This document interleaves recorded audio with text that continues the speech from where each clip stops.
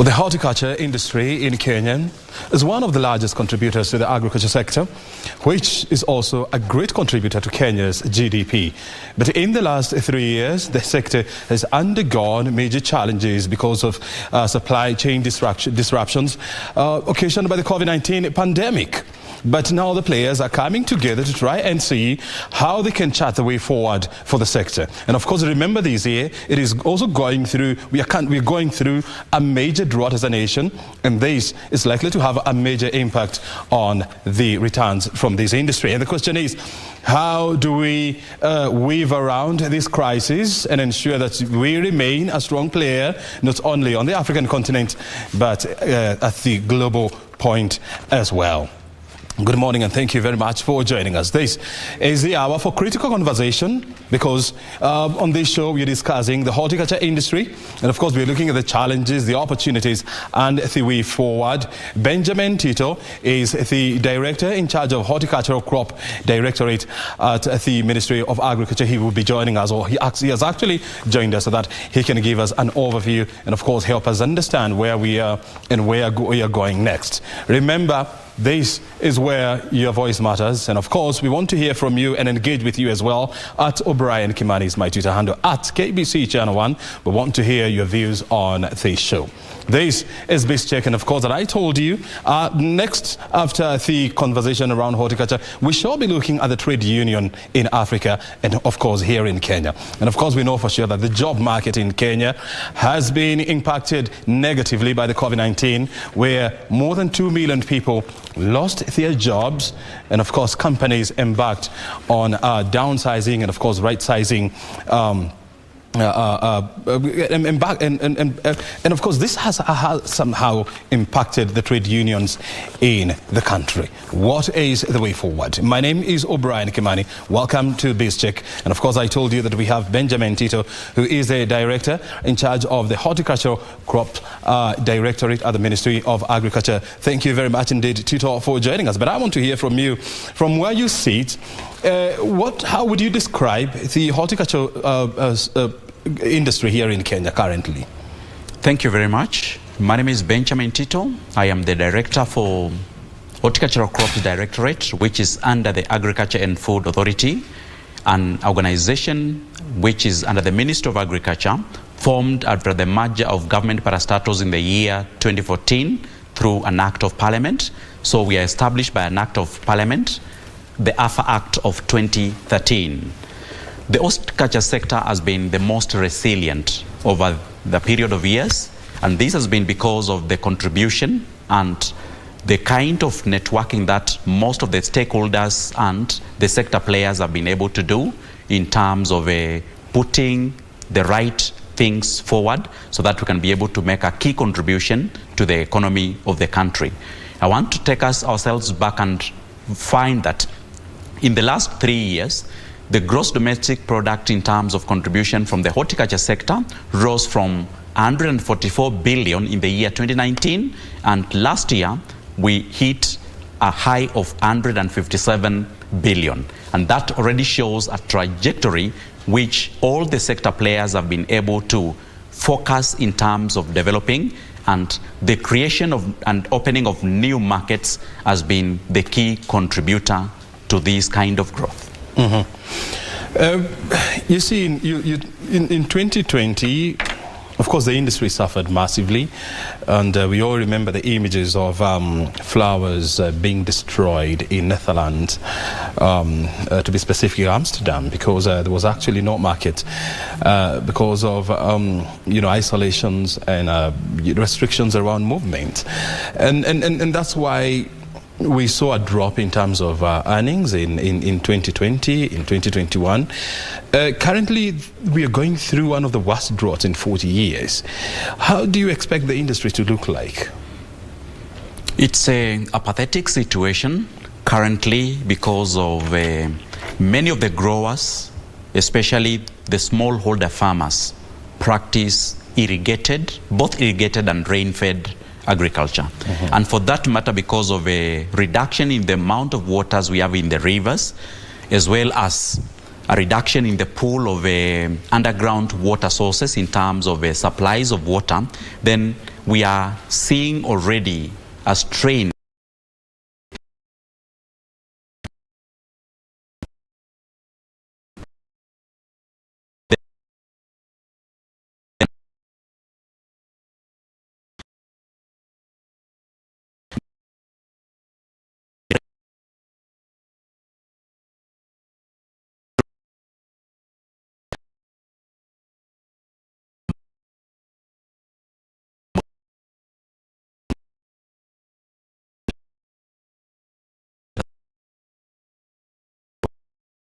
of especially smallholder growers.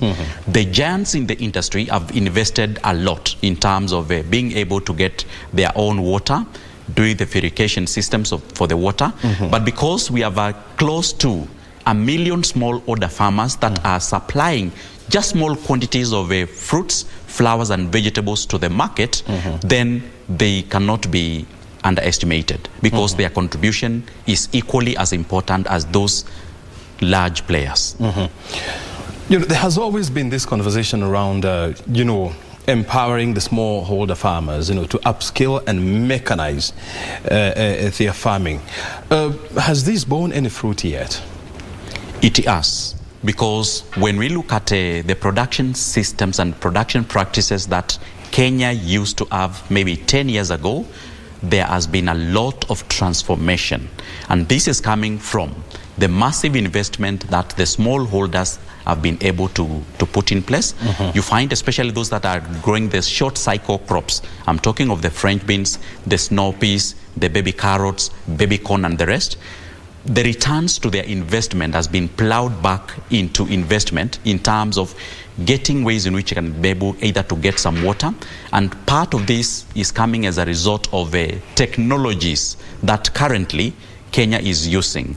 Initially we used to dam water, but currently what we are having is the use of dam liners and modern irrigation systems like the drip, the misters and the rest, which are using very little amounts of water.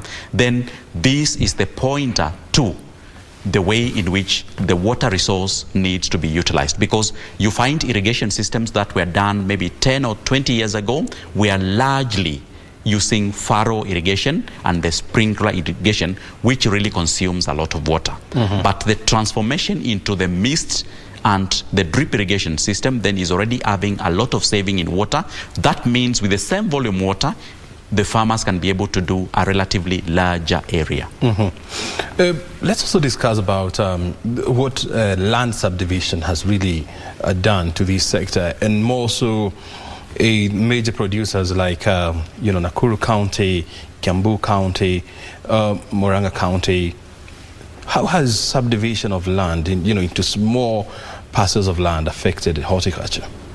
It has negatively impacted on the levels of production for agriculture, and this is an area where probably we need to look at our ways in which we manage our land subdivision programs, because you'd find with the growing population and the older generation leaving their farms to the younger generation and the transformation of that into land use alternatives, not necessarily on agriculture, then you find there is an increase in urbanization. That means, for example, if you look at the expansions of Nairobi into Kiambu County, most of the areas where coffee used to grow are now having housing, urbanization. So urbanization has really contributed into this.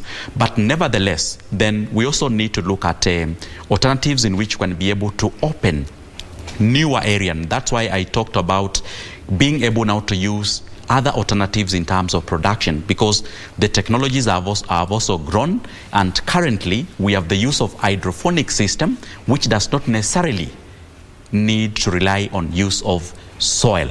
But again, it's an expensive venture which really need to be looked at so that we can be able to see the balances that we can be able to have so that we can front agriculture to the next level.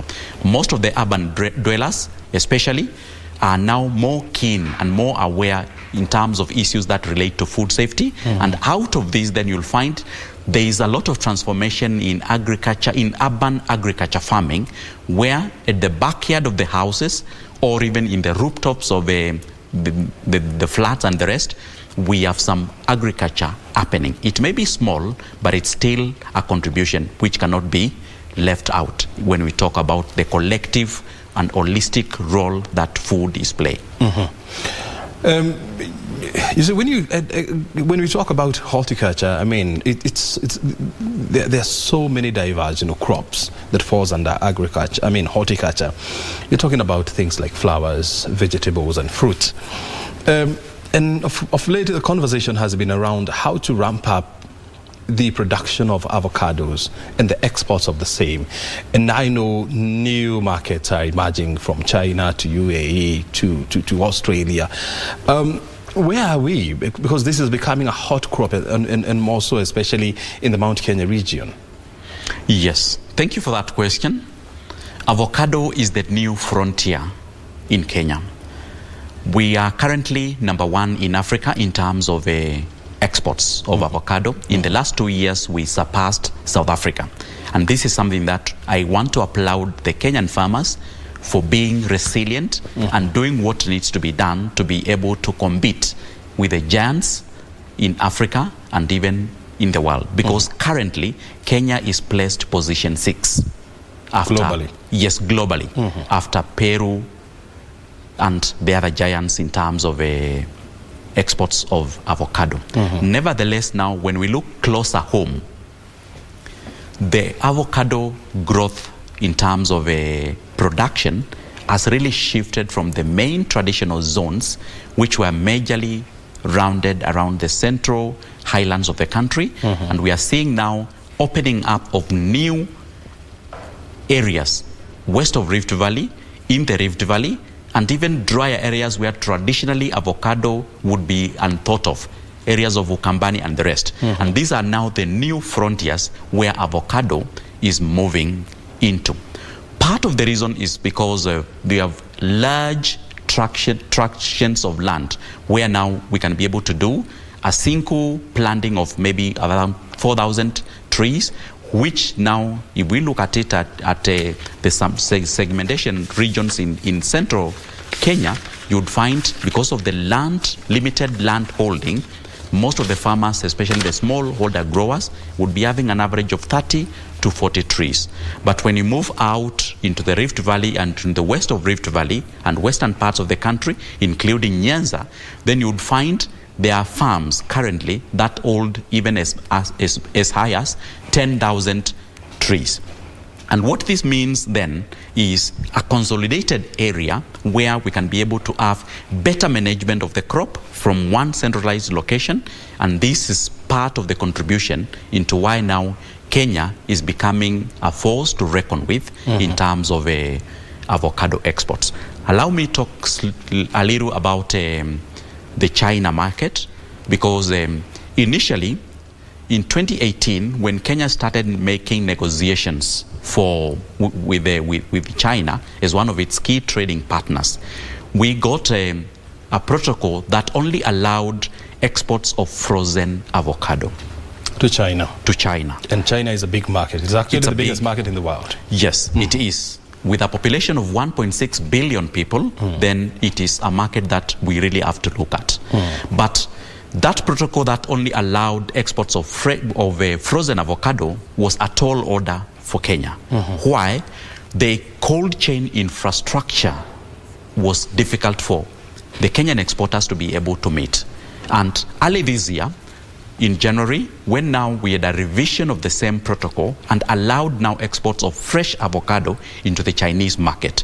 And that led into a culmination of some surveillance, some registration and audits, and 15 farms were licensed to export into the Chinese market. And what we saw with the first consignment that left Kenya early August, the first consignment was 45 metric tons. Of avocados? Yes. To the Kenyan eyes, it was a big consignment, looking at being the first fresh avocado consignment. But looking again at the population... This is the one that was done by Kakuzi? Yes, it was Kakuzi, then Vertical Agro. We had the two main companies that made the first shipment. But if you look at that consignment in terms of the population, vis-a-vis the population in China, it was just a drop in the ocean. So we had a Zoom call with China, and we are looking now at ways in which can be able to expand this market share, because with that small fraction, then it is just a drop in the ocean. And what we are likely to see is probably towards the end of the year, as we look at to review the closing of the season for avocado, then we are likely to start noticeably seeing an increase in the amounts of consignments of avocado that we are sending to China. And I would say it is the new market that Kenya needs to look at. You see, if you walk around the streets of this country, you know, one piece of avocado, you know, will cost you between 40 and 50 shillings. You'll be shocked to find the same, you know, costing about between 400 and 500 shillings, you know, in UK. So how do we ensure that, you know, this crop becomes more profitable to the producers? Thank you for that question. And just before I answer that question, I would want to take ourselves a little bit a few years back. Avocado in Kenya used to sell locally at 5 shillings. That has since shifted, and now it is becoming a gold in Kenya. In fact, now it is no longer a fruit for everyone. It has now surpassed mangoes and bananas in terms of value at the kitchens and the family homes in Kenya. Yeah, because one banana, you know, costs you about 10 shillings or 15 shillings, depending on where you are. Yes. But the same for avocado, I mean, will go as much as 50 shillings. Yes. And what has happened is this. When Kenya sought a wider scope of market, and we have been able to put now the necessary standards to be able to export to different markets, because different markets have different market requirements in terms of either the fruit quality, the size, the degree of ripeness, the dry matter content. Different markets have different requirements on the same. And what has happened is, because of opening up of newer, relatively newer markets, I'm talking here of Russia, I'm talking of South Africa, because we never used to export avocado to South Africa. Now we are exporting to South Africa. Remember, South Africa was #1 exporter of avocado in Africa. Now, part of the consignment that leaves Kenya goes to South Africa. Why? We are also supplying Egypt. Why are we supplying avocados to South Africa, which is the second largest producer of avocados in Africa? Because of the forces of demand and supply. Because is it that our avocados are of higher quality than the South African, or what? Because I've never seen a South African avocado in the Kenyan market. Yes, you've never seen, and we are not likely to see that in the coming years. And this is it. The dynamics and the powers of supply and demand is what is causing this. And why? Kenya lies along the equator. That means we have more hours of sunshine, and sunshine is part of the contributors to the organoleptic compounds, the eatability. So we have the Kenyan fruit having relatively developed higher dry matter content and the oil content, and that makes it a little bit relatively better to eat compared to fruits from other parts that are not lying along the equator. And what this means is, now using that technical advantage of our geographical positioning, then we can use it as a competitive edge and try to move our volumes to the market more. You also remember that we used to have some years ago, we used to have a trend where most of the exporters would be exporting immature fruits, and this has since ceased because of the interventions that we've been able to do in the field, and trying to educate and sensitize the growers on the need to attain the minimum dry matter content. Because if you harvest the fruit earlier than maybe at 21% dry matter, what is likely to happen is instead of the fruit ripening, it does shrivel, it rots. And that means now the eating quality of the fruit is compromised, and nobody would be interested in that. Looking at it further, then we have also developed more of value addition from this avocado, and we are seeing now an establishment of avocado extraction of oil, which is taking shape in the country. And other than this oil, the seed that used to be just thrown is now being crushed into organic fertilizer. Organic fertilizer. Very good. I mean, Tito is just enjoying his glass of water here as we are having, some interesting conversations here around the horticulture industry, and we are focusing on the various crops. We've started with the avocado, which is the new kid on the horticulture block, and of course now we want to move on to other products. But before we move on to other products, let me hear this from you. I mean, how much avocados are we producing as a country? It's a difficult question to give a very clear, definite answer on how much we are producing. Part of the reason is there's a lot of new plantings that is happening, and we've not been able to do an adequate crop census to establish, even number one, the tree population we have in the country, and the age of the trees, because a seedling will take on average between 2.5 to 3 years to get the first crop. Nevertheless, would be able to give statistics in terms of not just the production, but in terms of what we are exporting. Because currently, and because this is now the main season, on average, you'd have 3 consignments leaving the country in every single week, and we are talking of volumes that could be about 3 40-feet containers. And that would mean that one 40-feet container has 22,060 boxes of 4 kilograms each. So we can be able to calculate the weight that would be contained. And the smaller 20-feet container holds 5,760 4-kilo boxes in terms of boxes. And that is now what we are pushing out of the country.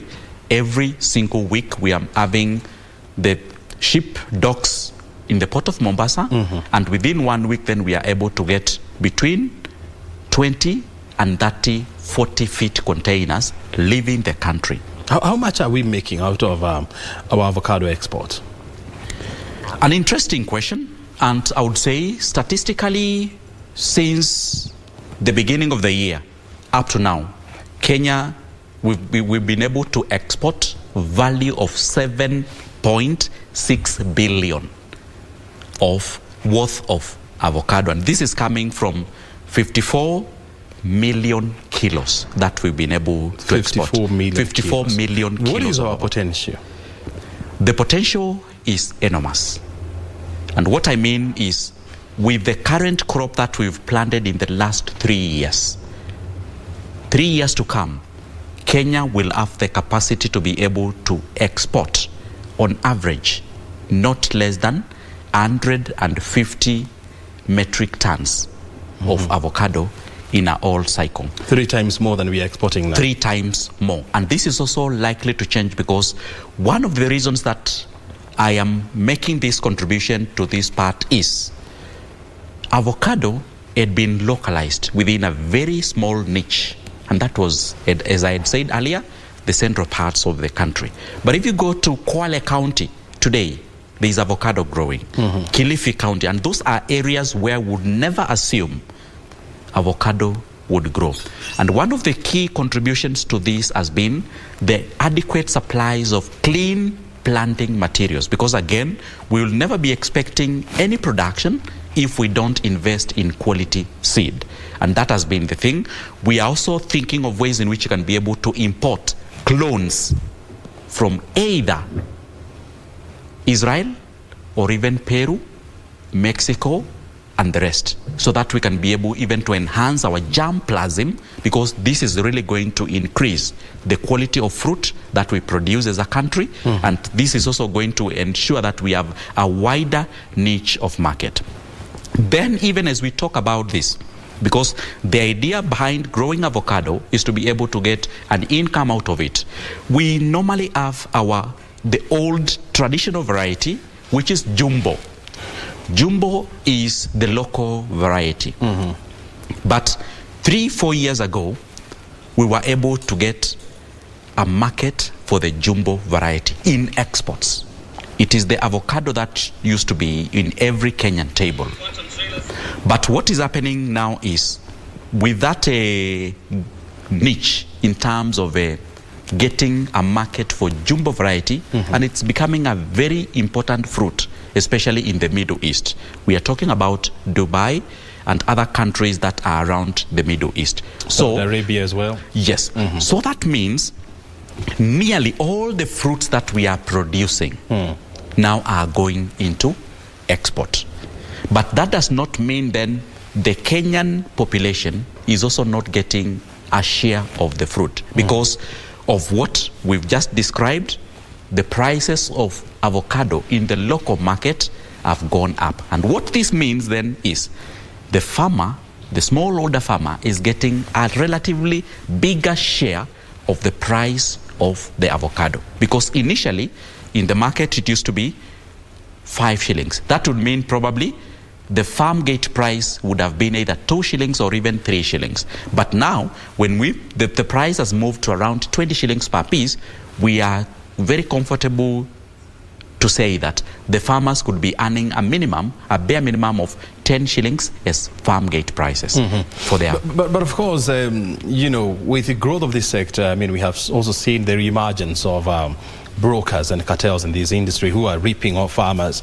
And of course, in some cases, and more so in Kiambu and Murang'a counties, there has been rising cases of, you know, criminals invading farms and stealing the avocados. How are you dealing with these? It is a quite difficult situation to handle, because what normally happens is during the main growing season, and especially towards the tail end of the season, when now the numbers of fruits that are bearing fruit is going down because of the competition, because of the normal forces of demand and supply. When the supply is high, the prices are low, and vice versa. So what normally happens is there is that kind of temptation by some people to smuggle, I would say, to steal the fruits from the farms. And we have seen this in the media, where some youthful guys invade the farms and steal the fruits. But what we've been able to do is to do a sensitization to the farmers themselves, and in collaboration with the county governments, because this was really happening in Murang'a.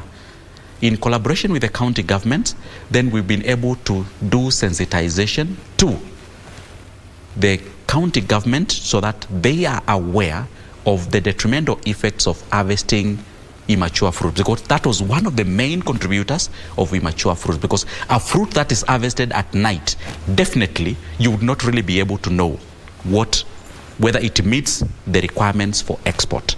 But because you are doing it at night, you pick them and they are transported in the middle of the night, and by morning they are in the pack houses, either in Nairobi or wherever they are, then that has been a big problem. But after we've done this sensitization, then this has really gone down. I will not say, because I've not received any complaint in the last couple of months, but it is something that we need to look at it holistically and engage the stakeholders so that they have a clear understanding what the impacts would be if we go back to start exporting fruits that are immature, because that would really mean our position in terms of export will go down.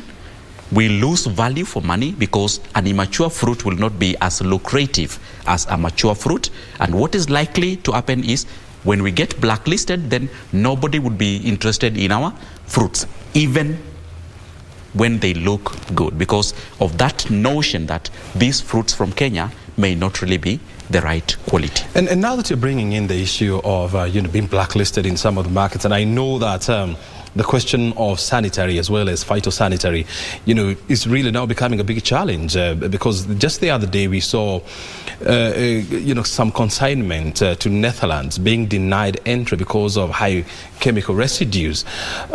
What are we doing as a country to ensure that we do not mess up with the opportunities that are there? This got us as a shocker. It was the first of its kind in Kenya. We've never had any interception that is related to the maximum residue limits of pesticides. This has been happening in the fruit sector, not in the fruit sector, but in the vegetable sector. Mm-hmm. In the vegetable sector, it's been happening. But it was the first of its kind in Kenya to get a notification that relates to exceedance of MRLs in avocado. And what we did after we got this report is that because of the traceability systems, we were able to identify which exporter had this consignment. And already as we speak, we've done an audit to the farms. I don't want to be able to release the results here because they are not yet out, because we are waiting now for the formal communication of but you do want to give us the preliminary? Yes, but the pointer is this. It did happen that during the management of pests and diseases, based on the preliminary report that we got in the farms, the time when these farms were being sprayed, the crops were being sprayed, there was a strong wind. So chances are high. I don't want to rule out that as the only possible reason, but chances were high that there could have been some drift of pesticide. And drift of pesticide means it is a pesticide that gets into the non-target area. If you are spraying maybe block A, and there's wind drift, then there is a possibility that part of the pesticide may go into a block that was not intended for spraying. Because it is an established company. They were also not able to know how that happened, but we've been able to get a rejoinder on the same. And what is coming out of this is exporters, the growers, and all value chain actors need to be having a military precision on the way they do their things. Because that one single pointer of an exceedance in MRL on avocado could even have a negative effect on our markets, even markets where it was not detected. And we are looking now at China as the new market. Then what that means is, if we are not careful and we get maybe a second and a third or even a fourth notification, then Kenya could slowly be drifting and moving into the black list. So that would mean even if the quality of fruits, as I've described, is good, nobody would want to be fed with pesticides contained in a fruit that they eat. So this calls for a lot of stakeholder engagement, and I would wish we have to promote the component of the spray service providers, because these are professionals in the field of horticulture that have taken that as a business. And what they do is they'll be able to do the scouting in the farms without necessarily involving the farmers in terms of what needs to be done. And once they identify either a pest or a disease, then they can be able to take the corrective action on behalf of the farmer, because the farmers may not really know what to spray, because they are not learned to the level that they can be able to identify with precision what pest, what diseases is ailing the crop. So this would mean then we really need to work hand in hand with the Pesticides Product Control Board, so that we can be able to see the best kind of advice to advocate in the farms. Help us understand this. I know, as you are saying, I mean, avocado, has been majorly grown in the counties around Mount Kenya region, but now you're seeing a situation whereby, even the counties in Western Kenya, like Kakamega, counties in Kisumu, I mean, in Nyanza, they're also embracing the production of these fruit. Where do you see the biggest potential going forward of avocado production? Thank you for that question. And just as I answered your question, we're looking over large tracts of land that are idle. And that is going to be the new frontier.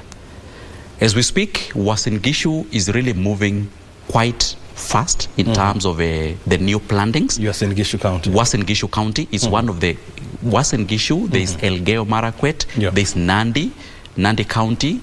Then as we move now towards Trans Nzoia, the Cherengani Hills, and towards all the way to Busia border, Mount Elgon, as far as Kapenguria, those are new areas where we have large tracts of land. And these are areas where if you go to the fields, you'll find there is probably a 2-year-old crop, or even a crop that is younger than 3 years that is growing. Very good. I mean, I want you to hold on to your thoughts there, because we want to go to Upper Hill, where the environmental PS, or Principal Secretary Dr. Chris Kiptor, is addressing members of the civil society who are demonstrating because of the upcoming climate change conference in Sharm el-Sheikh, Egypt, that is next month. So let's listen in. Therefore, our situation, our region is warm, and therefore we face even greater impact. So we want special needs and circumstances for Africa to be addressed, and this we have raised it at the level of AU. You know, our president is the chair of the Committee of African Heads of State and Government, and we met recently during UNGA. The heads of state met, and we had about 17 resolutions that we are going to take all the way to Sharm el-Sheikh. So I want to assure you, also on matters climate finance, we have put a lot of emphasis. Already we have some funding from World Bank, what we call FLOCA, financing locally led climate actions. We have about 150 million 150 billion Kenya shillings, $150 million that we have already under it, and it's being sent to the counties. I want to assure you also that we have working with other donors to ensure that we receive the funding. Our NDC, as you already know, requires that over the next 10 years, between 2020 and 2030, to address climate change on mitigation and adaptation, we need $62 billion, which is equivalent to about 6.5 trillion Kenya shillings. To mitigate climate change, we require $18 billion, which is around 2 trillion Kenya shillings. To adapt to climate change, we require $44 billion, which is about 4.6 trillion Kenya shillings. That's a lot of money. And we have only committed to raise 13% of that from our own resources. And you know the circumstances that we are facing as a country. It's a bit difficult, and so we support your voice. We support what you are saying, because we need that issue of justice to be addressed. Because the greenhouse gas emissions, 80% of the greenhouse gas emissions that is causing global warming is caused by the most developed countries, around 20 only. While the rest of the world, including Africa, is contributing less. We are contributing only 4% of the greenhouse gas emissions. Yet we are bearing the greatest impact of climate change. But we have also said we are not going to be complaining and saying we are not going to do anything because we are not responsible for the higher greenhouse gas emissions. We have shown leadership in the area of environment and climate change. If you look at our energy grid, we are already saying that our energy is already 92% green, which means that we are doing a lot to ensure we address mitigation. So I don't want really to take a lot of time.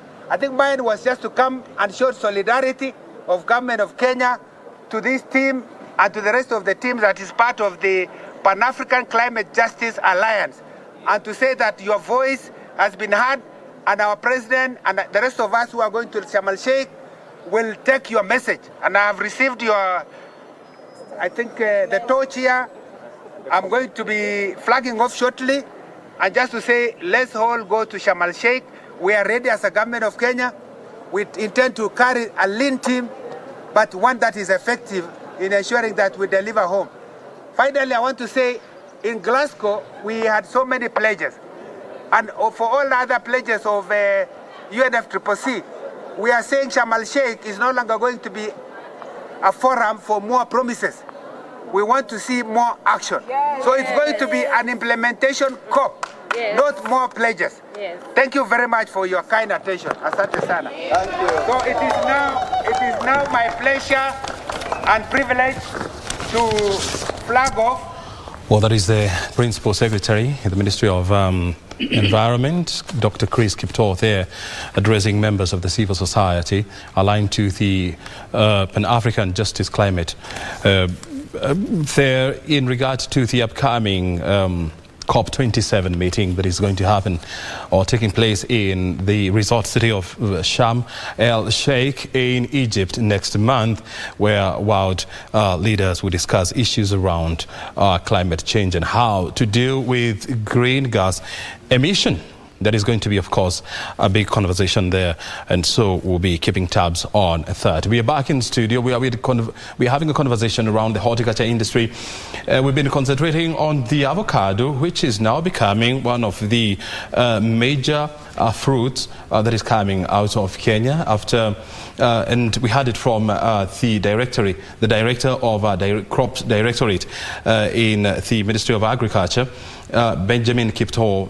He has just said that, Kenya has become the biggest exporter of avocados in Africa after overtaking South Africa in the last 2 years. And the trend is going to go up. And so we just need to put our house in order to ensure that we are not added in the blacklist list, as it were. Now we want to focus on other issues, and this is now the issues of flowers. For the longest time, Kenya has been one of the largest producers of flowers on the African continent, but now it seems like flowers are now taking the back pedal, and other fruits are now emerging like avocados and nuts. What is the state of flowers in the country?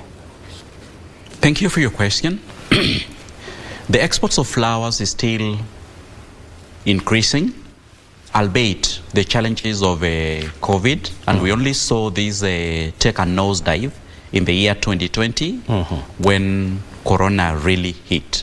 Because I would say flowers are more of a luxurious consumption commodity.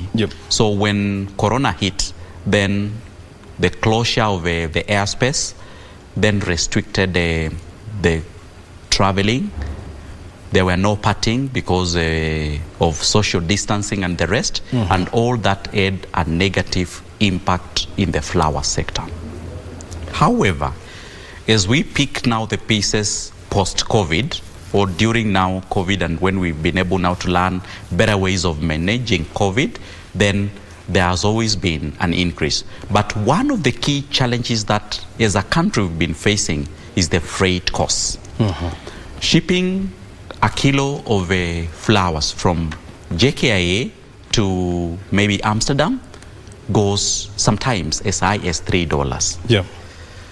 Then recently, in the last couple of months, there has been a lot of discussions, and for the first time this year, we had a consignment of flowers leave for the Netherlands, but by sea. And what literally this means is, if we are able to focus on sea transport, because it is relatively cheaper, however it takes a little bit more time to get goods on destination, it only means that we need to change our production timings. Because if we are planting flowers to harvest and sell them in the market during the Mother's Day, Valentine, Christmas Day, and the rest, then that means we have to reschedule our planting in such a way that we allow a minimum of 24 days, 21 to 24 days, because that is the average tracking time, shipping time from the port of Mombasa to the destination, majorly which is in Europe. And this means then, if we are able to do that, we can be able to have some level of saving, and that can really increase the output of what we get in terms of flowers. On the same vein, there has also been an increase and acceptability of flowers even among the Kenyan population. Initially, flowers were only a preserve of probably those that are able to understand the value. But nowadays, that has really slowly changed, and I'm sure during the Valentines and when we have those other holidays, even when you walk in the streets of Nairobi, you'll find a lot of exchange of flowers. And that means then the acceptability of flowers is now catching pace. This means then what we may not be able to export as first grade can now get a second market, an option in the Kenyan market. And this is something that we still need to do a lot of promotions on the flowers, because if we are able to produce flowers and we all don't consume them either way, then it would mean if we have something that happens like what we had in the year 2020 when Corona hit, then many of the enterprises may collapse. And the fact of the matter is, I mean, look, Kenya, largely exports about 95% of its flowers, to the European Unions and other emerging markets. Actually, we export our flowers to about 60 countries in the world. Yes. And but of late, we have seen a culture where Kenyans are now embracing flowers more, and so that's why when you go to weddings, you see a lot of flowers. When you attend burials, there are flowers, and so this culture is becoming more commonplace. But in the last 4 years, the government has cut down on expenditure around flowers. And in any country, the government is the biggest, spender. Has this impacted, earnings from the flower industry? Not really much of a change in terms of the earnings, but the only thing that has happened is with a reduction in the supply of flowers, then this has affected the industry, the local industry here. But however, we also need to appreciate there is another form of appreciating flowers other than the dead flowers. When I'm saying the dead flowers, I mean the cut flowers. Flowers that will be cut, then shipped into a destination. But you move into any part of Nairobi today, there is a lot of greenery, a lot of scenic views, and all this is coming from flowers. And that is now a new trend because of the landscape design and management. And if you look at now the Nairobi Expressway, there's a lot of flowers that are there. And it's something that we also need to begin appreciating and noting that not necessarily should flowers be served dead.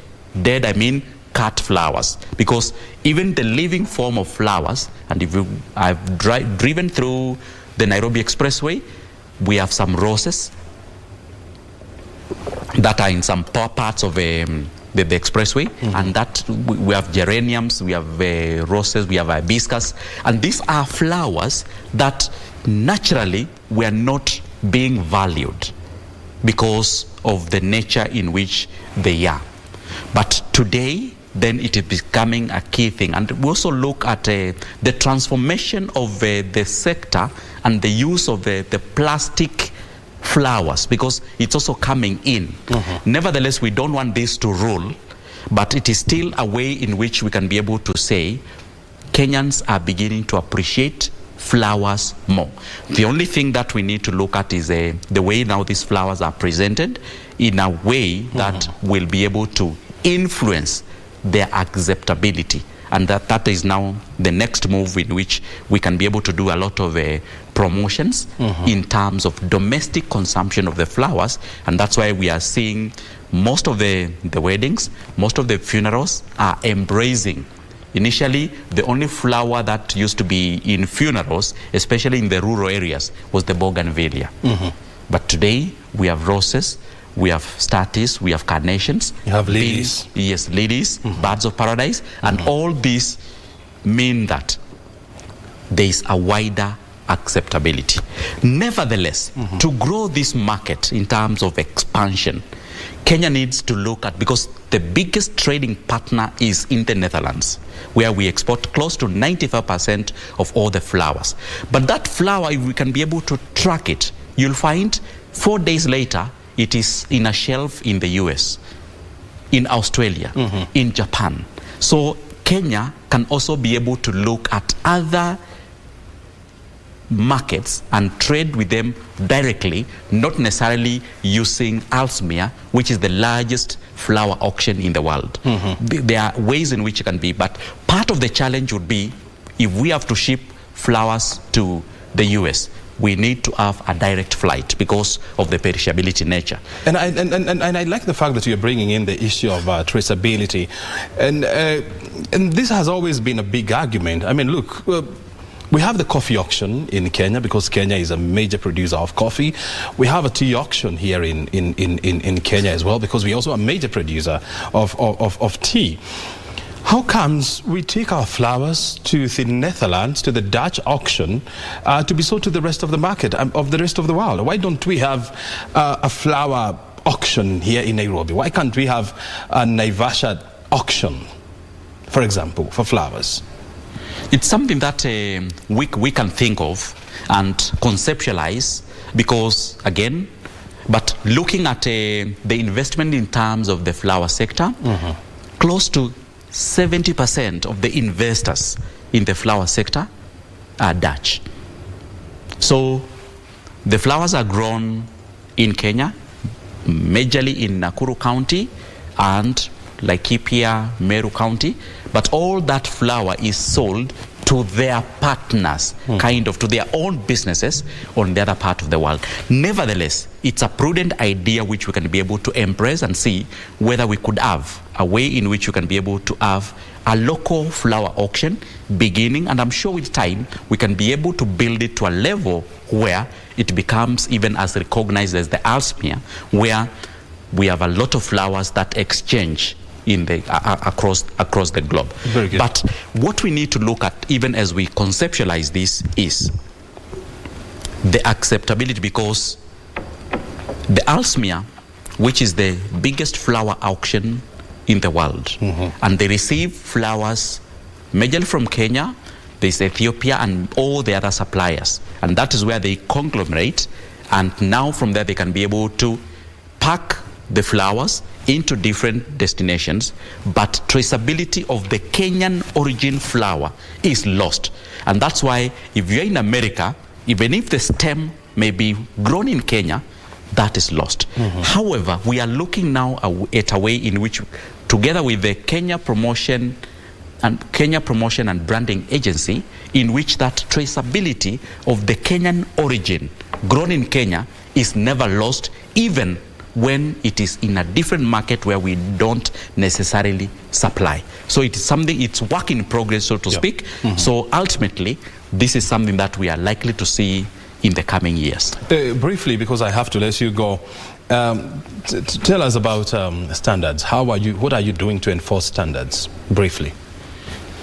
Thank you. It's a nice question. There's so much that is happening in the world of standards. And standards basically is a way in which we can be able to do things in an harmonized way so that we create the differences that exist between one point to another. So in terms of the standardization and horticulture code of practice, together with stakeholders, we did develop the Kenya Standard 1758, which is developed by Kenya Bureau of Standards because they are the custodians and they are the body mandated to develop standards for the country. But Horticultural Crops Directorate is the implementer, is the one that runs with the standard. And this Kenya Standard 1758 heavily benchmarked on the global gap.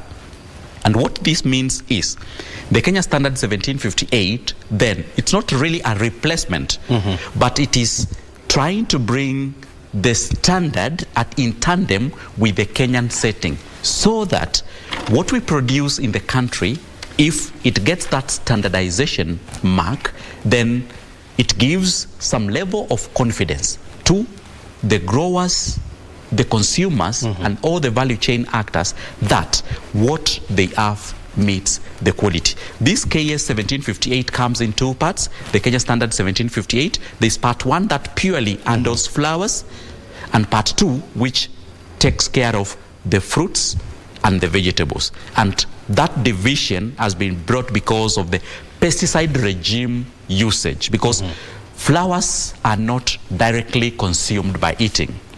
The vegetables and the fruits do so. So that means the pesticides that are used in the flower industry are different. We may be having the same molecules, but their formulations is different, so that it allows biodegradation when it is sprayed on the vegetables and fruits. Very good. Nevertheless, I need to explain that we are already benchmarking and already doing trials with some local supermarkets here to see whether we can be able to implement the standard, because we already have now patented mark of quality, which is the KS 1758 as a standard.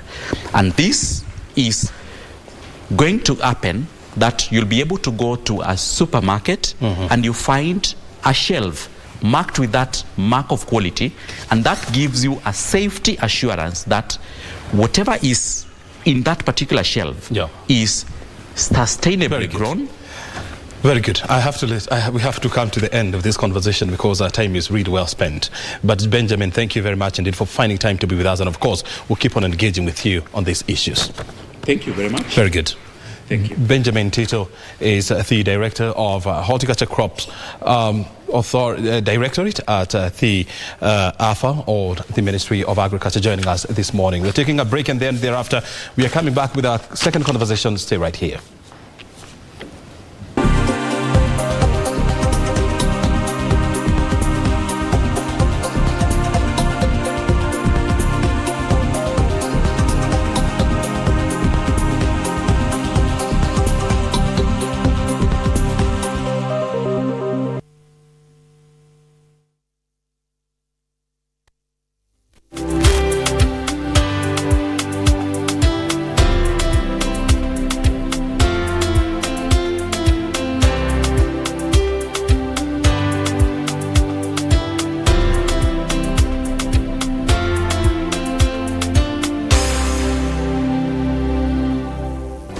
Do you have a news story to share with KBC? Get in touch swiftly on email news@kbc.co.ke or call 0723 892 654 or 0734 780 124.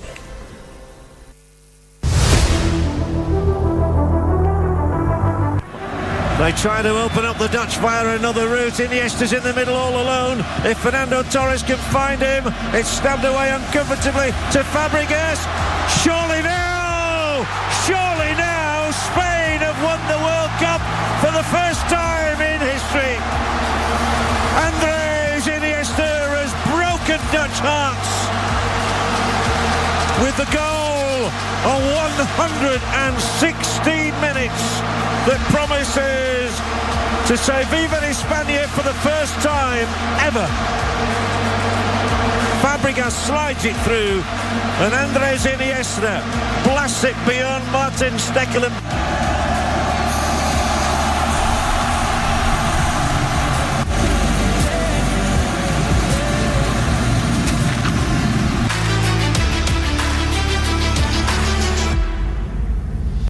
At KBC Channel 1, we put people at the heart of events with our captivating weekly news features. Every day, we are breaking new grounds with informative, entertaining, and inspiring human interest stories. On Mondays, 9 p.m., we have The Cabinets. Tuesday, 9 p.m., we get inside the barracks for military tales. We delve in the world of cinemas and theater each Wednesday night. For the young and industrious, make a date with us every Thursday at 9 p.m. Fridays are dedicated for my culture. On Saturdays, we go back in time for history in perspective. And on Sundays, we get to know the process of how things are done and made. KBC Channel 1 News features a whole lot of wonderful viewing experience.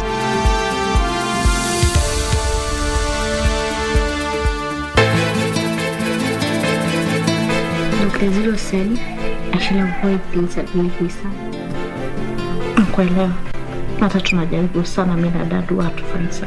Sasa katika mimi na wewe, mwenye roho mbaya ni nani? Hii kichoko changu ni cha huruma hii. Haya naufanya ni sawa, ama napoteza muda wangu kwa mambo yasiyokuwa na maana. Naona uzito kwenye moyo wangu, sina raha kabisa Kombo. Uzito gani tena?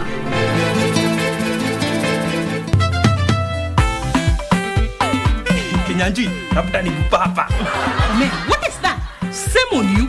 Julia, why are you smooshing your phone? Ay, Kamene. You've never heard of cryptocurrency? When I will ask if I have heard about it. I expect to get 50,000 in return. Of course. So, when am I expecting to get my money back plus the profit? Maximum 7 days.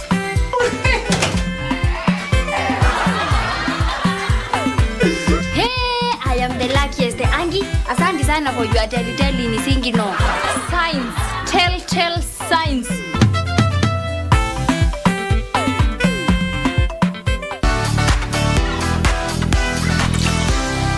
With my family seated, can I listen to that music? With my father, with my mother seated together, can we listen to that music together? Just remove your father from the equation. Kila mtu akae kando. Listen to Zuchu. Everybody, when you go to TikTok, a 13-year-old is saying, what is it called? Sukari. Yeah, not even Sukari. This song about Nyumba Ndogo. Is it music supposed to be food for the heart? Okay, I'm not too sure about that. Is co-parenting working? Is it a fad? Is it something that we're just glorifying? I am not your enemy. You're not my enemy. We just need to live separately so that I can raise this child together. You see, it doesn't have to be toxic for you to... So what's that? It's conscious uncoupling? So do you think you would work with Otile Brown again if things were different right now?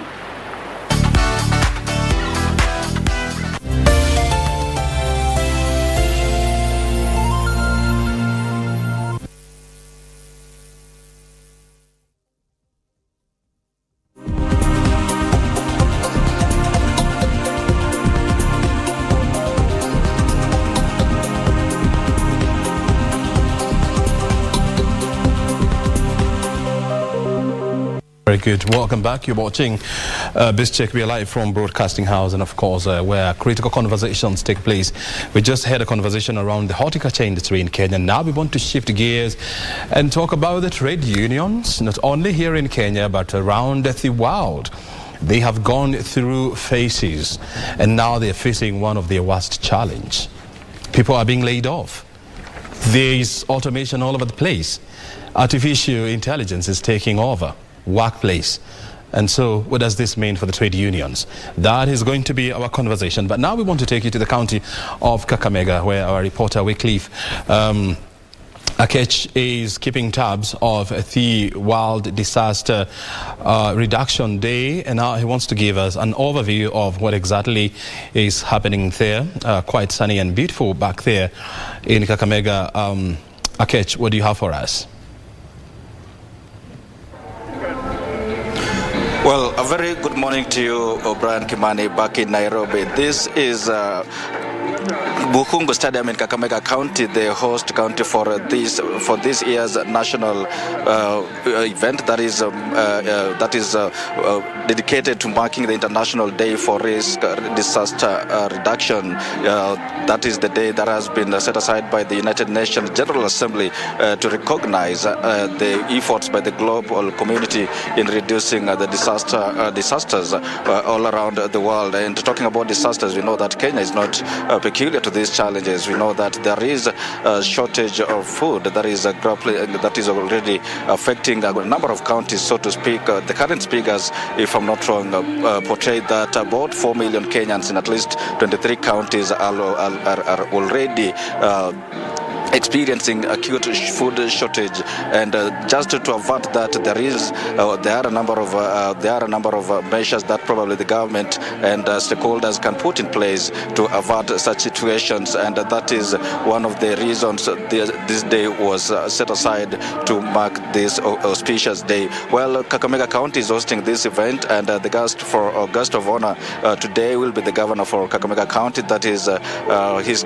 Fernandez Barasa, who is yet to arrive. Like you can see from the background here, people are already gathering here, but then the event is yet to start officially. But then just going to straight into today's subject, Brian Kimani will allow me to engage the director National Disaster Operations Center from the Ministry of Interior and National Coordination, that is Colonel retired Charles Owino, who will share with us just a number of measures that the center is putting in place. You can come here, sir, so that you can engage you. We know that today is the International Disaster Risk Reduction Day, and talking about disasters, Mr. Charles Owino, we know that Kenya is not peculiar to all these, and we are already being affected by just quite a number of disasters. Most of us is food shortage, and at the center of all this is all climate change. Just starting us off, why did you settle on Kakamega to host this event today, this year?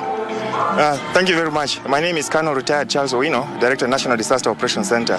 The reason why we settled on Kakamega is that since we started celebrating the International Day for Disaster Risk Reduction, the International Day for Disaster Reduction, we have been holding it in different counties, and based on the cycle of meetings that we've held yearly since the time that we started. This time it was the time for Kakamega County. That's why we're holding it here. Yes. So there are no specific determinant factors, probably just that set Kakamega aside. It's just about the cyclic changes. Basically, we would like to hold these IDDR days in different regions of Kenya. So we've been holding them in different regions of Kenya. We've never held an IDDR day and symposium, at least in the last 5 years, in Kakamega, and therefore we decided that we give this chance to Kakamega, and then of course subsequently we will go to other regions. Yes. Well, before that, we've spoken about the policies and resource mobilization to enable players in the disaster management sector to carry out their mandate here. What more do you think should be done? What is the synergy between the national government and the county's government in tackling disasters and all the risks associated with it? The synergy between the national government and the county governments revolves around us working towards a common aim. And the common aim is ensuring that we ensure that disaster risk governance is focused on. We want to ensure that the national DRM policy is also implemented at the county level in their own way. The National Disaster Risk Management Strategy, the National Disaster Risk Reduction Action Plan, and the National DRM Act, which is still a draft, but which, of course, the details of which they have, is also copied in a way, but then tuned to the requirements of the county. So essentially, every county should have all the documents that I've talked of, but reduced to the level of a county, that is specifically for the county, taking into account the national documents, but then written in a way that it takes care of the county requirements. So that is a synergy, and ensuring then that after they do that, then we work in tandem, okay, in ensuring that all their needs are taken care of. Whether it is capacity building in terms of training, whether it is financial, and whether it is issues of exchanging information, technology, and so forth, which is actually why we're here, and if you let me talk about it. Talking about capacity building, from where you sit, do you feel county governments have the capacity to carry out risk reduction strategies? Yes, the county governments actually have the capacity. They have all the professionals. We have got universities, the highest institutions of learning in almost, I believe in every region actually. We've got universities universities and high institutions of learning, and therefore really we cannot talk about them not having capacity. They have the capacity. They are okay. Yes. Then what could be the missing link? Because as we speak now, there are quite a number of Kenyans that are facing or are staring at acute shortage of food and all related disasters, all that due to failed rains and dramatic climatic changes. Which is the missing link? Is this that the national government is not doing enough, or is the county government that are lagging behind in their mandate? Now, the reason... the counties actually have the capacity, but we must understand that we have two different types of hazards. That is man-made hazards or human-induced hazards, and natural hazards. Now, there's not much we can do about natural hazards. They're there, okay, and they occur either cyclically or at the time that they occur. But if you bring human beings into the question, that is now when we have disasters. So what is required is for us to be able to have adequate early warning and ensure that we enhance early action. That is, we create public awareness in terms of early action so that we can avoid losses of life and livelihoods. So that is why, actually, now bringing it to why we're here, that is why we have the International Day for Disaster Reduction. But preceding it, we have the National Symposium, which is a 2-day symposium, which was held on 11th and 12th. The theme for the National Symposium was early warning, early action for all. And the IDDR 2022 is actually themed around Target G of the Sendai Framework for Disaster Risk Reduction. And it's all about substantially increasing access to early warning information and disaster risk information and assessments to all people by 2030.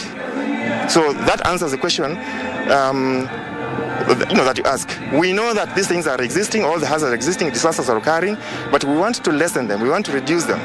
And one way of doing it is ensure that we provide the early warning information in time, and then create public awareness through early action, and then ensure that we get the disaster risk information and assessment and provide them to the public through the established structures. In that way, we can be able to avoid losses of lives and livelihoods. Thank you so much. Thank you so much. Well, O'Brien Kimani, that is Charles Owino, who is the Director of Disaster Management Operations Center from the Ministry of Interior and National Coordination, speaking to us about this auspicious day here, is saying that this actually this year's theme for this year's celebration is early warnings of risk reduction, and that is why he's pegging his argument that just to conquer or rather to avert the disaster, the unwanted disaster situation in the country, early communication and determining the risks that are associated with such risk is communicated to the public, and just to create awareness among the public. Well, there are a number of speeches that are lined up for the day, and we'll be taking note of that and compile a comprehensive story from this day in our previous in our subsequent bulletins. But then for now, I think I will hand it over back to you, O'Brien, so that you can continue with the interview in studio. O'Brien. Well, thank you very much.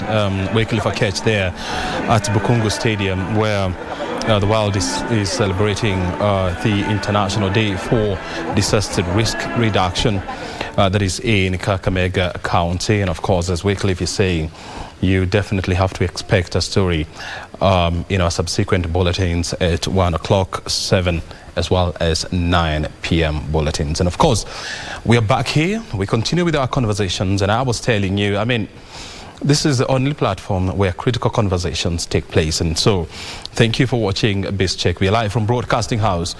O'Brien Kimani is my name. Time now to get into our second conversation. And this is around the trade unions, the movements themselves. They have shaped the conversations around workplace and employment as well. But now the dynamics are changing because of technological advancement and, of course, the impact of COVID-19, whereby, for example, in 2020, we saw almost 2 million people losing their jobs because of shutdowns. And we just want to find out, how are they reorganizing themselves, the trade unions, and what does the future hold for trade unions? Well, joining us this morning is Dr. Evelyn Akech. She's the Regional Secretary for Public Services International. Thank you, Evelyn, for joining us. Thank you, too. And next to Evelyn, we have Kosgei Khalil. Yeah, that's right. He's the Deputy Secretary General for Kenya Electrical Trades and Allied Workers Union. That is Getabu. Asante sana, Khalil, for joining us here. And we must make it clear. I mean, it is Khalil. It is Khalil. I mean, we are so much used to Khalil, but now this is Khalil. Yeah. So it is L-I-L. I got it right? Yeah. Fantastic. I first of all want to hear from Dr. Evelyn. What is the status of trade unions in Kenya? Yeah, thank you so much. Just as you said, my name is Dr. Evelyn Akech. I represent Public Services International, which is a global trade union federation that brings together over 13 million workers who work within the public sector.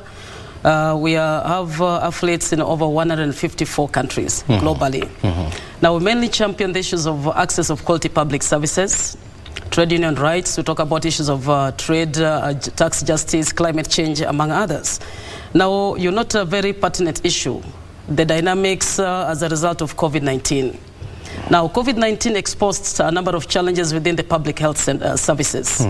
And it actually brought about the underfunding, which has plagued this sector for a long period of time. We noted that when many people got COVID-19, the first call in terms of where they're going to get help was actually public health services, health centers. And many countries, whether both global north and global south, were not able to manage COVID-19 because of lack of things like oxygen cylinders, the beds, among others, as a result of underfunding due to neoliberal policies since 1980s. We remember during 1980s and 1990s, there was introduction of structural adjustment program, whose main aim was to find a way of getting funds to help third world countries, in quotes, find a way in which they would actually cope up with development in tandem with their counterparts in the global north. And this led to many countries and many governments being told, do not put more funding into the public sector. Privatize your energy sector, privatize your health sector. And that meant that the government did not have a business in undertaking a business, which is actually not correct. We all appreciate the fact that the social services are the only means by which a government is able to redistribute wealth between the rich and the poor. But also it is a means of creating social justice across the communities within any country, whether global south or global north. Now, in terms of COVID-19, what are the things that actually exposed? One, it only amplified the importance of investing money in public services, including public health. We saw how many public health workers actually lost their lives. Many of the private facilities were turning away COVID patients, or sometimes the charges were quite exorbitant. Now, that brings me to the current crisis. We talk about climate change, we talk about energy crisis, among others. Now, as trade unions, both in the global north and global south, we are also cognizant of the fact that there is need to reduce the carbon emission in terms of transiting to a cleaner energy. But we're saying this transition should actually be just. And just how? We know that there's this narrative of providing green jobs. But in the process of providing green jobs, it means that if somebody is working in the fossil fuel, for instance, in an oil company or in an oil industry, you will need to actually stop working there and find alternative jobs. That is the implication. And if you're not able to find alternative jobs for these wananchi, what will happen to their families, what will happen to their community? At the same time, we know that in the process of a just transition, many workers will actually lose their jobs. However, that will not be the biggest challenge, because our hope is that every country should have a clear public plan in terms of if some of the workers are going to lose their jobs, what are the alternatives? Do we retrain them? Do we absorb them within the what we refer to as green jobs, among others? However, the greatest worry for many of the trade unions, both in the global north and global south, is the advent of bringing back structural adjustment programs in the name of green structural adjustments. What do you mean by green structural adjustments? This is where many of the Bretton Woods organizations, both IMF and World Bank, and some of the UN agencies, actually clamoring and pushing the narrative that we need to open the public space for the private actors to engineer the process of a just transition. But we know from a number of examples from both the global south and global north, and I'm going to concentrate on global south.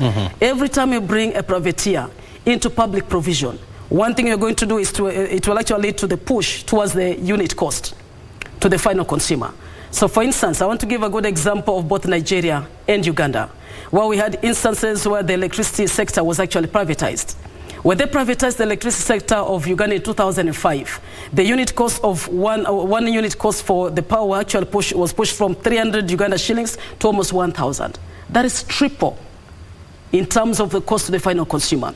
But at the same time, you realize that when the privateers actually come, and that is the narrative they keep on giving to us as Africans, that they'll bring more private equity, among others. It is not correct. Most of these privateers, when they come in, they'll go to the World Bank, either in terms of IFC, who will give them the loans, and these loans must be guaranteed by our government using taxpayers' money. Yeah, I'll be coming back to you because I want, I would also want us to reflect on the Amsterdam conference that was held in 2019 on the future of our public service. Yes. I'll be coming back to hear more about that and what we have managed to achieve so far. But I want to turn on to Khalil. As an industry, I mean, as trade unions, what would you say are the foremost challenges, that this industry is facing here in Kenya? Thank you very much, Brian. I think one of my colleagues has articulated the overall objective that we normally focus on. As in Kenya, we have trade unions which are affiliated to Public Service International. This is, and these are trade unions which represent the sectors which provide public services. Public services in this essence is water, electricity, education, health. Those are the key, the ones which we normally focus. Why water? Is because you require water in each and every family every day. Yeah. Why electricity? You require affordable electricity, you require universal access, you require stable power throughout.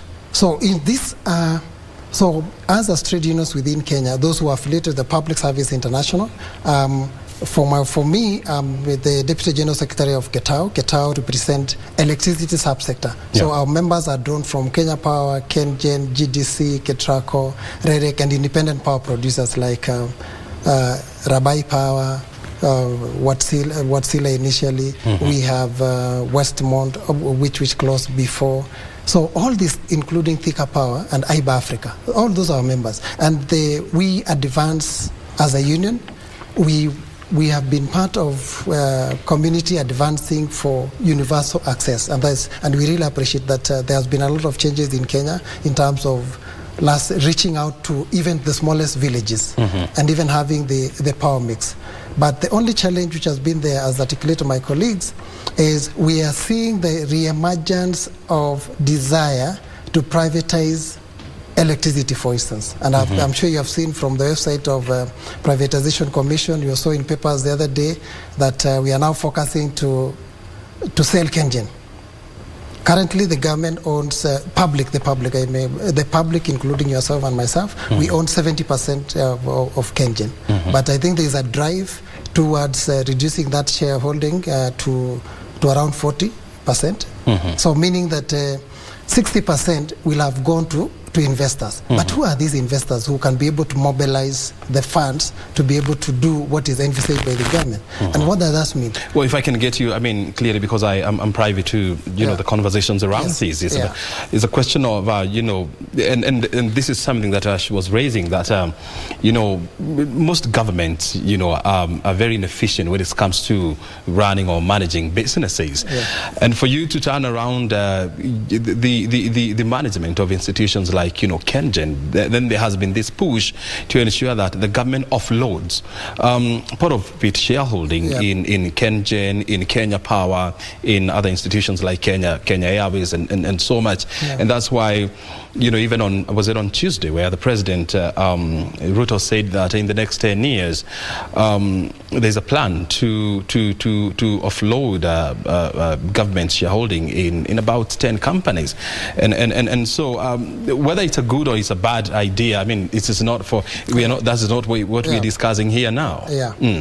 So I think you have put it right, that yes, there could be some certain policy changes, but we need now to ask ourselves, what is the new paradigm shift which is affecting these sectors, which are more or less providing public services. One, as indicated, there is a re-emergence of the 1990 clamor that we must have green structural adjustments in terms of moving to greener energy, in ensuring that we are reducing emissions.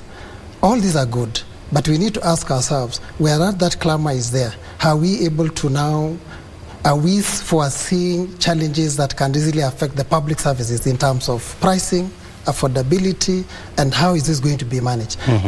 Are we in that conversation? What is the alternative that can be offered by the trade union? So tell me things. I mean, even when you look at a country like Kenya, we're having challenges with job creations, and you have millions of people who are still jobless, and you have a situation whereby around the world, and this is a trend from the US, UK, Japan, the workforce is aging very fast, and you don't have a lot of replacement. So how is the trade unions in the world planning to counter this? For trade unions, I think, although the workforce is aging, there is a precarious employment way where employers are taking people on contract. Either fixed term or mainly fixed term or casual terms. So as union, we need to fight. As unions, I think worldwide, we are trying to lobby through the ILO, which is the International Labour Organization, that we need to be able to link industry to the skills that we are going to get. We are acquiring the universities, TVETs and the rest, but there's still one critical area. How comes that most of the countries are retaining aging workforce? That is a question which needs to be addressed. Is it that we require reforms in pension? You see, sometimes you find countries are extending the working span of the people because they have done a projection about the pension payments that are going to be done. Then they require to retain people so that when they retire, they have a shorter span to be paid. But this question is going to affect the economies. So as trade unions, actually we are discussing it at length so that we can have a better way on how the succession planning or the organizational planning in terms of organizations or in terms of organizational planning can be done. And one of the areas is to reshape the skills that people are having. We must retool the sector so that they have appropriate skills which fits into the sector and addresses the question why aging workforce is being retained. Look, and I want to hear this from Evelyn. You see, when you held that conference in Amsterdam, and I liked actually the theme, which was bringing back public service, to the public service. Reclaiming. You're saying reclaiming. And we have seen a situation whereby, for example, here in Kenya, the government has somehow shifted, or it had a policy shift when it comes to employment terms, whereby people are now being employed on contract. How is this impacting the public service unions? Yeah, thank you so much. You raised a pertinent issue. Why would you talk about reclaiming public services? We know that each government has got a democratic contract with its citizens. I put into office, I give my taxes, that it should be able to provide for me those goods and services that at individual level I am not able to provide for myself.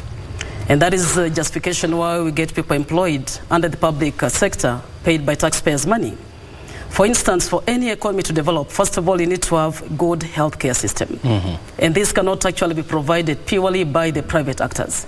Because as a privateer, my first aim is how much am I going to maximize in terms of profits? Now, you get a village woman, let's say maybe from Kakamega, who is not able to afford the services of some of the high-rise facilities. The best option she has is to actually go to a public hospital.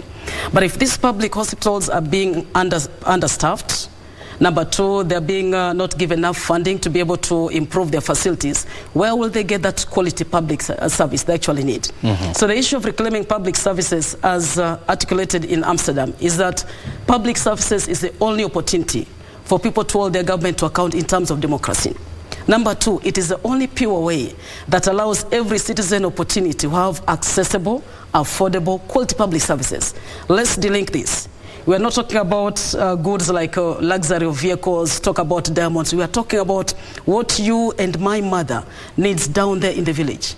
Talk about good schools, talk about good health services, talk about accessible electricity. I need water. If you bring me as a privateer, the first thing I'm going to look in terms of my profit margin. I've invested, let's say, 50,000. I need a profit margin of, let's say, 20,000.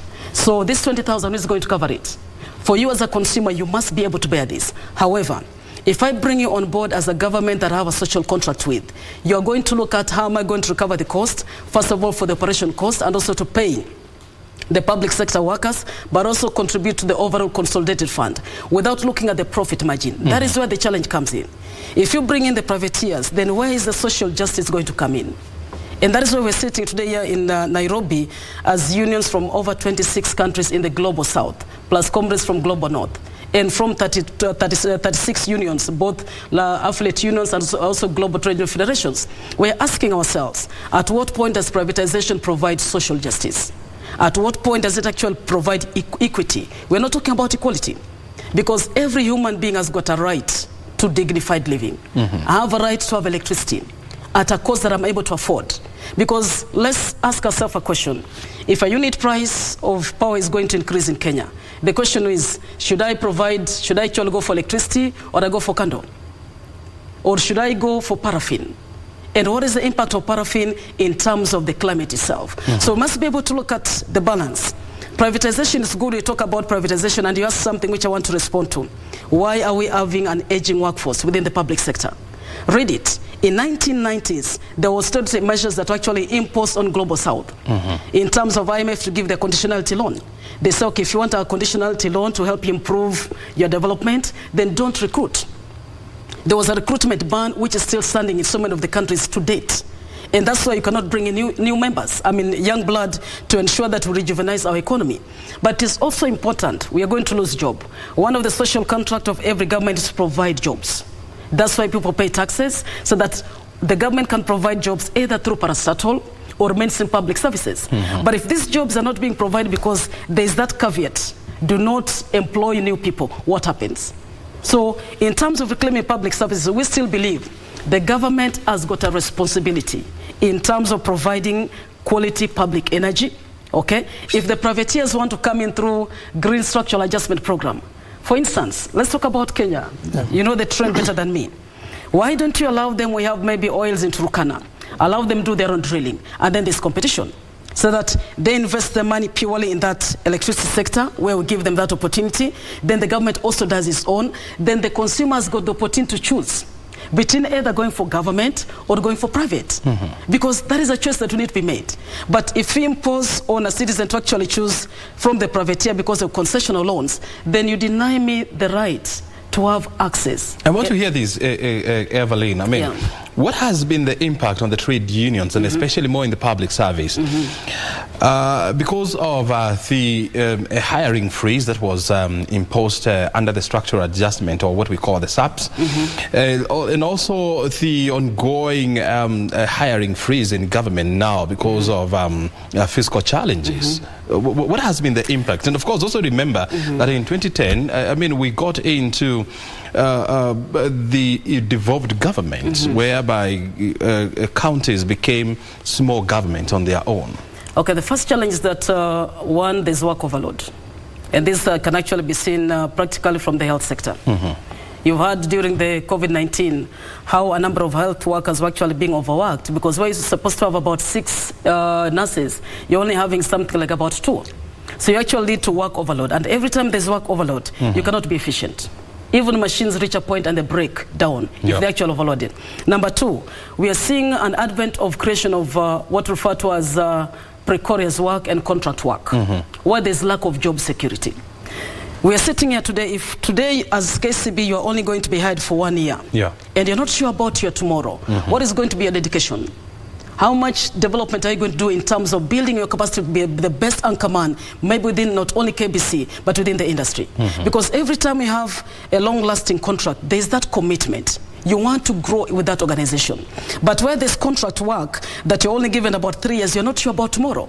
So you're actually working about looking, okay, what is the alternative? So lack of job security has been introduced as a result of the freeze in terms of employment. But importantly, it is not only about the freeze in terms of employment, but also the funds that are allocated to public service has actually been reduced.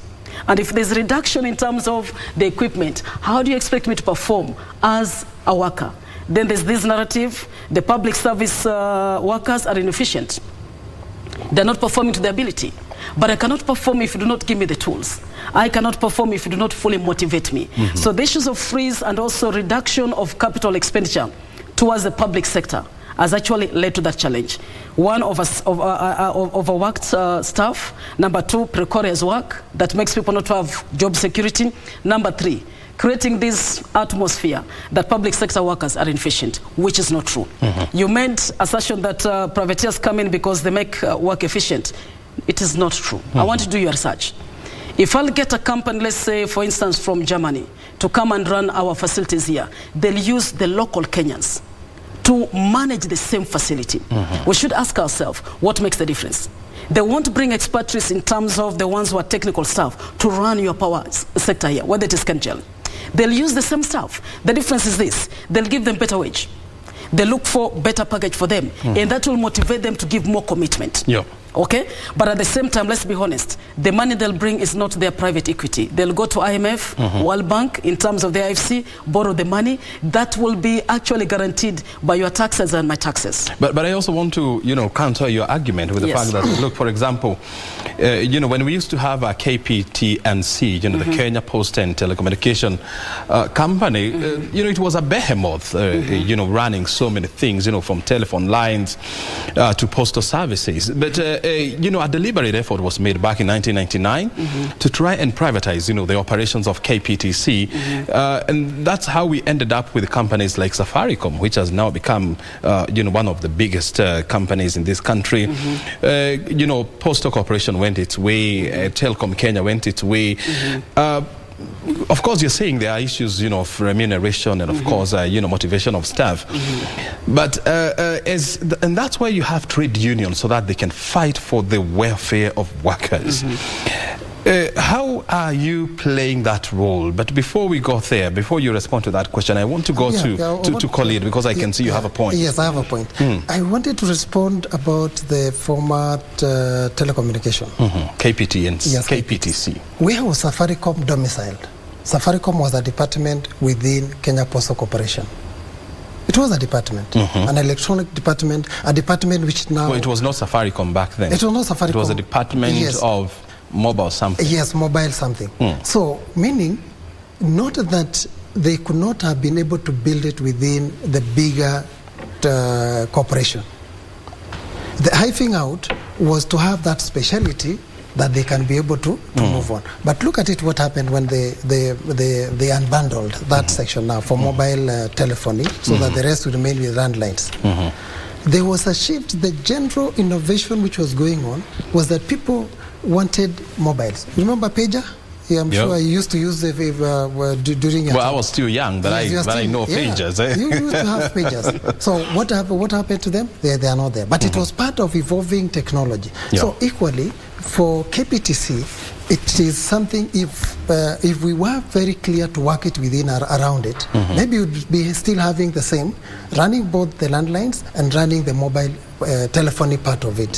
So that is the challenge which, when we come to our level in developing countries, we tend to fall more on the international corporations which will come and invest in this. Currently, who are the investors in Safaricom, for instance? That mobile telephone, let me use the mobile telephony part of it. It's either Vodacom, mainly MTN, the major ones, the major in the world, and they are leveraging on the technology. So that would have... Well, MTN is not part of it. It is Vodafone UK and Vodacom South Africa. Meaning, it's something we would have still, as a country, build it and have it to have all the combination. If you go to the British Telecom, it still holds that, but you still have other private and regional mobile telephony companies. But they have still held it in their hands.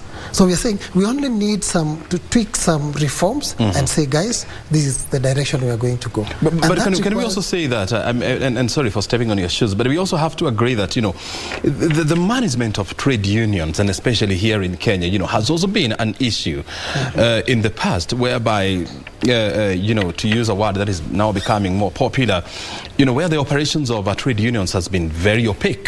And the politicization of trade unions is also becoming a big challenge. And so it is also proper to say that the management of trade unions, are also playing a role in the decline of trade unions in this country. How do we address that? Khalil? Yeah, that is a fact. We need to have a change management within the trade unions. There is a paradigm shift worldwide that as trade unions, over and above issues of bread and butter, we need also to have the bigger picture, the societal picture, which is going on now. I think there is a lot of transformation if you have looked at it. Part of it, let's say for instance Getao, from 1998 we have been advocating for access to power, because what happens for that employee who works with Kenya Power, for instance, or Kengen or Ketraco, when he retires, you see the small village expects him to have power. So what do we need to do? So as unions, there has been that shift. We are shifting towards now being more involved in issues which extends beyond bread and butter. For instance, I'm sure you have seen the crisis in the education sector. Assuming, for instance, the university then sat down and say, we are having underfunding, can we have a discussion around this so that we maintain the universities to be there? For instance, sorry to use that example, Egerton, for instance. They would have sat down and say, yes, the cash flow that we are getting and the funding we are getting, there is delay. Can we continue with our programs with the small budgets that we have? As we sort out this, then we shall come back to pay. That is a commitment. And we, as Ketao, for instance, we had that commitment with Kenya Power some times back.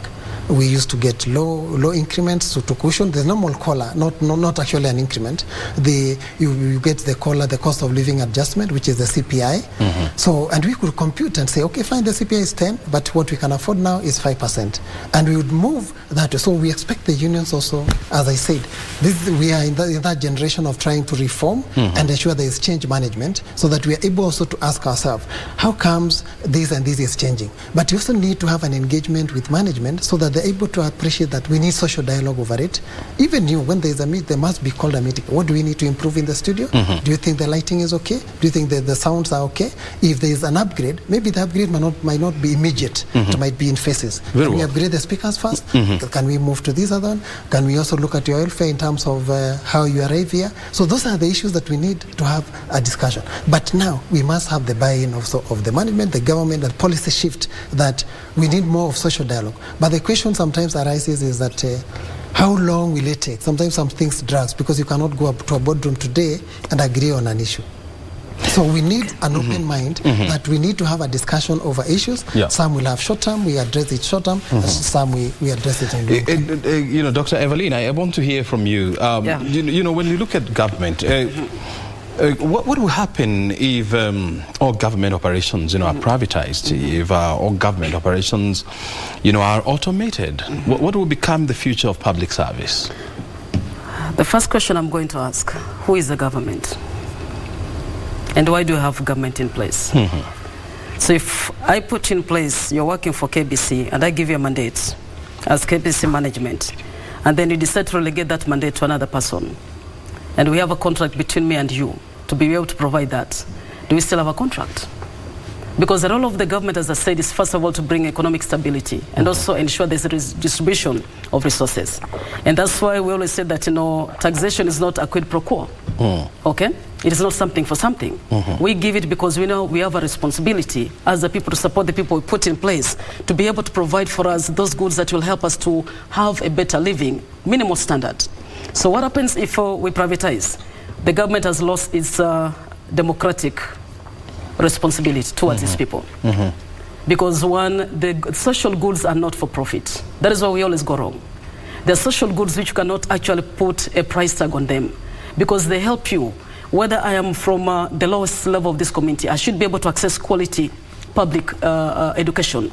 For me to also to climb in the status in the ladder of everybody else. So the moment you make education so expensive because you brought on board a privateer, you are creating a class economy. Privatization will simply lead to price society, to class society. I don't want to see that. And if you do that, I can assure you, the levels of crime will actually go up. Because one of the issues and the only leverage that the government has is that when you have unemployment or parastatal, it gives you opportunity to even do the regional balances. And also give opportunity to the people at the lowest level. Because they're able to see that. If you brought me as a privateer, I just want to see how much money am I going to make. Number two, I should pay you lower money to maximize profits. That is where a challenge comes in. You ask what is a trade union? A trade union, for instance, we're sitting in KBC. If I'm working together with you, you and me is the trade union. It is not a legal body. It is about two workers or three coming together and say, look here, we are offering our services, let's say, to Kenjel. We also just have a right to partake of the revenue they get. If there's been an increase in revenue, let's say by 50%, let them give us a share of maybe 5%, because we're the ones who contributed to that. Okay, I am going to climb those poles. I need to be protected. Can I be provided by protective gears? If I go as a one person to management, sometimes they're not listening to me. But if it is a problem that affects many of us within the organization, they'll be able to listen to us. So what is trade union? It's only 2 or 3 more workers coming together to demand and ask for what is rightfully theirs to enable them to work better and contribute more profitably to the what? To the organization. And not all of them will go to that management. They'll elect a spokesman. Automatically, among the 3, they will emerge a leader. And that is the leader. The rest of the 2 will empower and say, these are our issues. Even if you come here, you are the one to speak about it. But let's also let's focus. We are having a focus on energy democracy. Trade union, energy democracy. For energy democracy. So for us, myself coming from now the energy sector, the bigger picture that we have is to ensure that the lowest level within the community gets electricity, get connected to the grid, either both the normal grid or the power or the other. Not just getting connected, but getting connected for quality. Affordable, yes, and reliable. Because you can have the lines constructed into your house. You have a meter, but you don't have power. You remember in the 2001, we used to have load shedding. The rationing. Okay, now the continental they call load shedding. We used to have power rationing. Even if you have, how do you enjoy? So for us in the trade unions, the ones we are coming together are mainly drawn from electricity subsector or energy subsector, but eventually to come to electric power. So we are looking at, since electricity is an enabler in any community, in economy, is there a way that as trade unions, we can be able to advocate for planning, for power planning, right from generation to transmission to distribution, and in this chain, there must be an aspect of affordability, must be there. The aspect of reinvestment by the government must be there, so that we don't look only at one component and forget that this is a supply chain. I want to pose this question to Evelyn, because I can see we're almost coming to the tail end of this conversation. When you meet with policymakers in the public space, like the Ministry of Labour, like the Public Service Commission, what kind of conversation are you having with them in terms of, strengthening public workforce? Thank you so much. First of all, you should realize that the appointments and even the workforce is a political decision and a policy issue. So when we meet as public sector workers, one thing we look at what policies are put in place and how are they going to actually impact on our workers. For instance, if you decide to privatize, let's say, electricity sector like we had in Nigeria, over 20,000 workers lost their jobs. 20,000. And you know, in an African family, one worker actually feeds 9 people. So that is job loss equivalent to how many people? You can actually multiply that. That is almost over 180,000 plus. So every time we meet, we are asking ourselves, okay, if you brought on board, let's assume the private actors, what are the job losses that are going to be shed? How many jobs are going to be shed? What is going to be the impact in terms of our colleagues and our workers in that place? Then 2, if you brought them on board, because sometimes people think trade union is only about the workers and asking for pay. No. We live within a society. If you brought a privateer and they increase the power tariff, what will happen to another person? The prices will go up and accessibility and affordability issues will actually be curtailed. So when we talk in terms of public policy, we're looking at the policy you make should be in terms of people interests. We say, let's put people over profit. That is the main issue. As a government, your main focus, your main mandate is the people. Profit is actually at the periphery. It is not your focus as a government. So the policies which are put in place, one, should not be private-centered or profit-centered. They should be people-centered. Number 2, they should not make people to lose their jobs. Number 3, they should enable us to provide decent jobs in terms of minimum wage, in terms of protective gear, in terms of even the workload itself. So our call normally when we meet with the public policy makers is about every policy you are going to undertake will have a ripple effect, not only in terms of our workability, but also in terms of the total population. Because as workers, we belong to the community. I'm not going to pay a different unit of power because I work with Kenjel. We'll pay the same amount of money. So if it goes up, other than me losing my job, even your cost of living in terms of disposable income will be reduced as a result of an increase on that. And maybe just to wrap up on that, O'Brien. Yeah. Even as we meet the policy makers, we want to make the processes as efficient as possible. We have seen that sometimes the challenge when people apply electricity, when people get birth certificate for their children. We also advocate that, is it possible that we can digitalize some of the process? And who are supposed to do that? Is the same employees that we are. So we want to leverage on that so that we have efficiency also provided within the public services. If you go to the hospital, the doctors should be there. If you apply for electricity, you should be able to get water consistently. Yeah, and that's what we advocate as trade unions. Just one wrapping word, Brian, if you permit. There is no time, but I can only give you 10 seconds. Okay, we're here as trade unions from Global South. We still insist the public pathway is the best way to ensure clean transition of energy. Thank you. Let the government take the lead, not private sector. Asante sana. Well, Khalil and Evelyn, Dr. Evelyn Akech, thank you very much indeed for joining us. I mean, you know, the biggest challenge we always face is time, and time was not our end. And of course, this is a conversation that we need to continue having. Otherwise, thank you very much indeed for joining us here. Thank you too. You know, an interesting conversation here there on the future of trade unions, you know, at a time when delegates from around 26 countries are meeting here in Nairobi for the Trade Unions for Energy Democracy Forum that is taking place here in Nairobi to try and see, you know, how to democratize the energy subsector. Well, my name is O'Brien Kimani. Thank you very much. You have been with us since 10 a.m. And of course, now coming up next is Tamurini with Harid. Thank you. Have a good afternoon. Thank you.